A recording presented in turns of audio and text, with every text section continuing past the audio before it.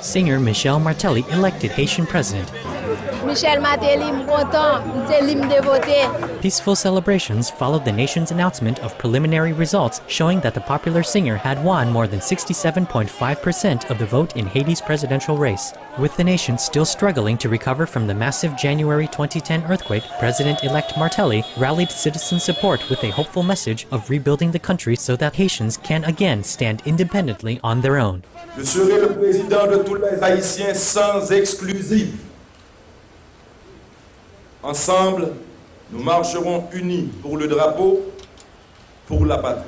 We respectfully congratulate the newly elected president, Michel Martelly, for your new role. May heaven grace your leadership in helping bring to fruition the vision of restored stability and prosperity for all the beautiful and deserving Haitian people.